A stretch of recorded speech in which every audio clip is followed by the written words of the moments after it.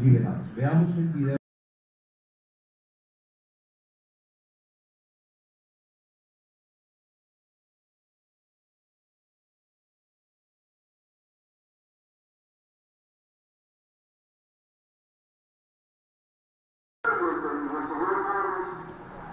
Se escudan en su promoción de periodistas para ser permitidos cómplices del terrorismo.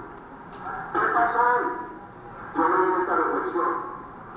Una cosa son aquellos amigos del terrorismo que fingen como terroristas y otra cosa no es terrorista. La pregunta entonces va dirigida en esta dirección. ¿Cómo evitar que se estigmatice el oficio del periodista y se borre la frontera entre el derecho a informar y el oficio de informar con actividades subversivas o con actos cómplices de un periodista con grupos armados ilegales? ¿Cómo garantizar que esto no ocurra? En el entendido de que ha ido prosperando en los últimos años cierta proclividad de parte del Estado a exigir incondicionalmente a los periodistas que se pongan del lado de la llamada institucionalidad, así, en bruto, institucionalidad. Quien no se ponga al lado de la institucionalidad o realice este tipo de prácticas que son valoradas así, puede ser estigmatizado. ¿Cómo garantizar entonces que eso no ocurra desde el gobierno? Doctora Clara, empezamos con usted. Con elecciones libres, libres de la presión paramilitar, libres de las toneladas de dinero que compran conciencias, dinero untado de coca y de sangre, porque fíjense, nosotros en este país hemos visto cosas aberrantes, como el pasado debate electoral, que no permite una expresión libérrima del pueblo colombiano y acabamos eligiendo de acuerdo a una matriz de opinión que se va generando que es bien compleja para una democracia. Dice Pedro Medellín en un reciente escrito que en el año 2007 encuestas mostraban que el 70% de los colombianos expresaban simpatía por los grupos paramilitares. Son matrices de opinión que se van generando en sentidos muy contrarios a la democracia. Y hoy, en la capital de la República, en las encuestas de Cultura Ciudadana, un 25% de las personas responden que es legítimo asesinar a alguien que se considere una lacra social. Entonces estamos de verdad en una situación muy compleja, porque desde el Estado, desde lo más alto de los poderes públicos, se ha desinformado y se le ha cambiado la definición a la palabra democracia, con terribles consecuencias para las actuaciones de los funcionarios públicos. Le contrapregunto, ¿usted es partidaria del llamado a que los periodistas se pongan del lado de la institucionalidad, independientemente cualquiera esté en un momento representado en un gobierno? Desde luego que no, todo lo contrario. Yo soy defensora del pluralismo, de la tolerancia y del respeto absoluto de la libertad de expresión, que se ve cercenada cuando un presidente de la República se refiere en términos tan desobligantes y calumniosos con personas que piensan distinto. Doctor Luis Ernesto.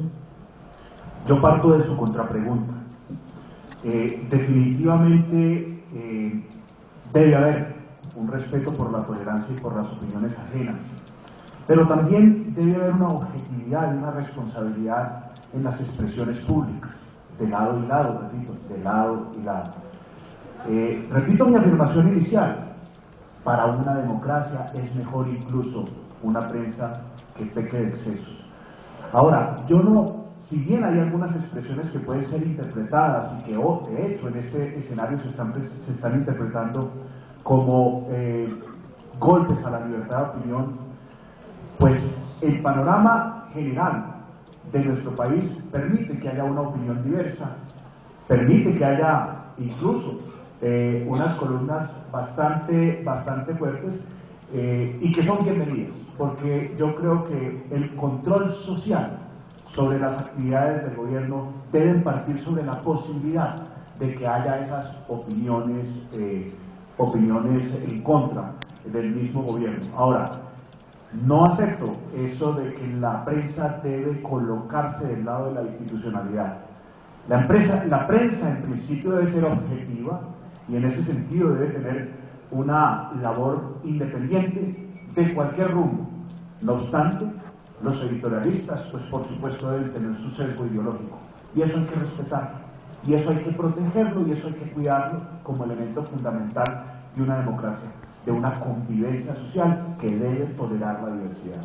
Bien, escuchamos al doctor Garzón. ¿Cómo va a garantizar su gobierno que no se estigmaticen más a los periodistas colombianos?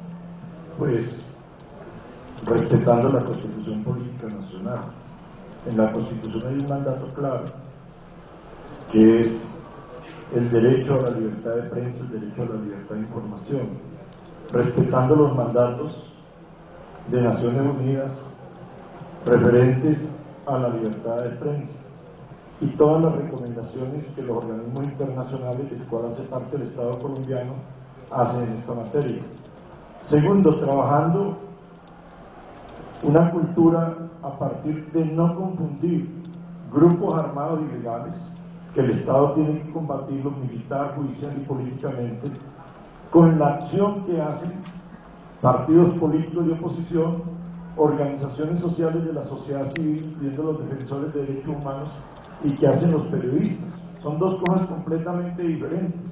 El ser crítico de un gobierno no le da derecho absolutamente a ningún servidor público para acusar a los integrantes de esa oposición política o esa crítica social a asimilarlos con grupos armados ilegales.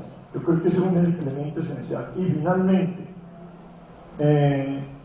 lo digo también, diferenciemos gobierno con institucionalidad.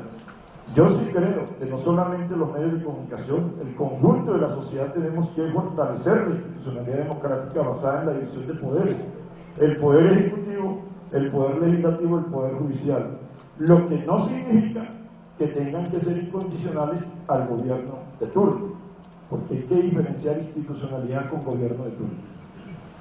Bueno, Carlos, ¿qué te parece si pasamos ya al tema de compromisos esenciales que queremos hacer al final de este foro?